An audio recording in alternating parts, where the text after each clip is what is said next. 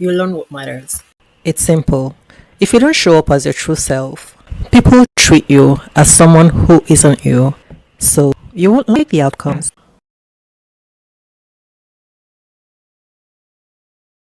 Being good is bad for you.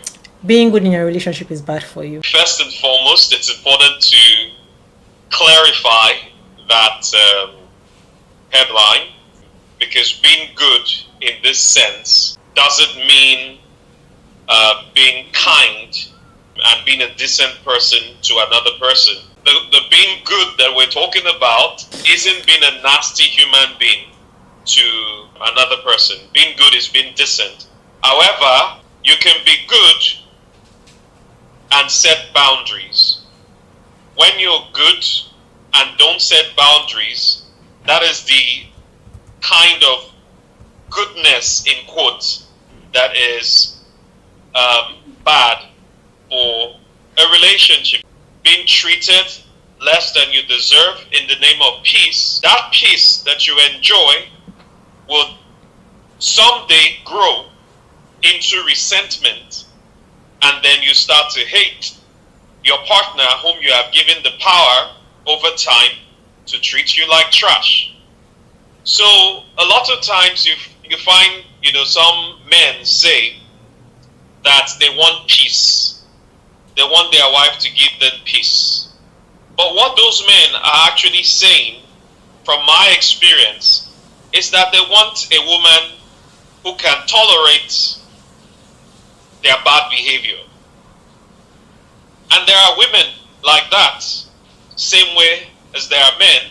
That is such a sad way for anyone, man or woman, to live. Yeah, most people who would say that they were the good partner in the relationship already implies that the other party was the bad partner and that was the reason the relationship had issues. People would be surprised if you said to them that that's not why the relationship failed. It is not because the other person was not playing their role as a partner. Because oftentimes we see when someone is doing something wrong, and it doesn't take away from the fact that the other person was doing something wrong. But what about us? What did we do in this equation to cause this relationship to be like this? And I would say right now that anyone who is hearing this, if you are doing this in your relationship, or if it's, especially if it's a new relationship, in fact, whatever stage you're at, stop it right now.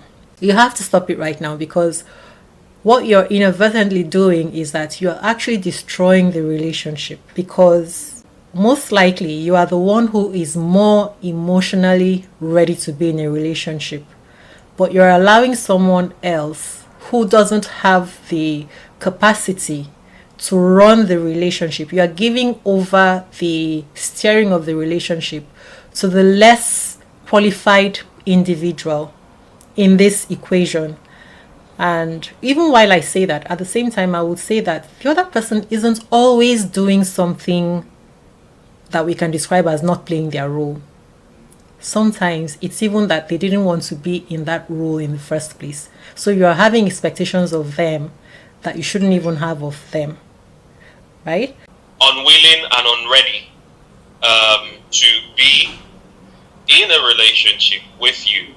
Because if somebody is willing to be in a relationship with you, they will definitely put in the work.